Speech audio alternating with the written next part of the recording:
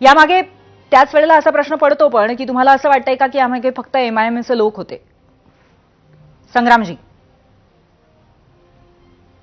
हो, यांच्या विचाराची सगळी लोक त्याच्यामध्ये आपल्याला असताना पाहायला मिळतात.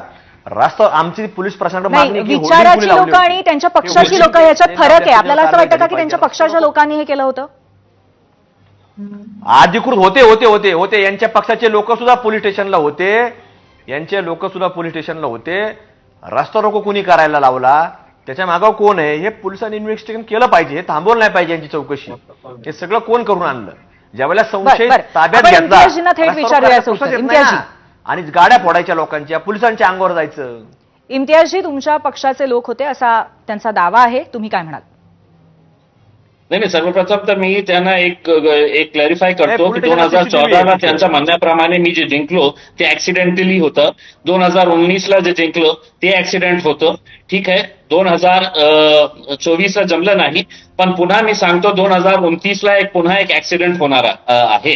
आणि दुसरं म्हणजे विचाराचे लोक यांचं हे काय झालेलं आहे, कुठेतरी चांगलं होतं ना तर ते त्यांच्या पक्षातले अजित पवारला मानणारे लोक आहेत, ते मुस्लिम समाजाचे चांगले. कुठेतरी वाईट झालं की ते ओवैसी साहेबांची एमआयएमची टीम आहे, एमआयएमचे लोक आहे. आम्ही स्पष्टपणे सांगतो जे काल नाव आपण आदरपूर्वक घ्यावं, त्याची निंदा करतो. ते नको पाहिजे होतं. आम्ही नम्रतेने सूचना करतो की अजितदादाचं नाव आदरपूर्वक घ्यावं. ते काय एमआयएमचे कार्यकर्ते नाहीयेत. ते काय आहे की मला काय बोलायचं आहे, कुणाला कशा संबोधन करायचं आहे, मला असं वाटत नाही की मी कुणाकडून धडा घेऊ. मला ज्यांना बोलायचे आहे आगामी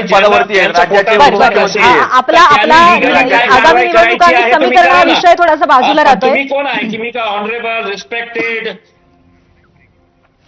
हा विषय न संपणारा आहे. पण आज तुम्ही इथे आलात आणि अशा पद्धतीने तुमची मतं व्यक्त केली त्याबद्दल धन्यवाद.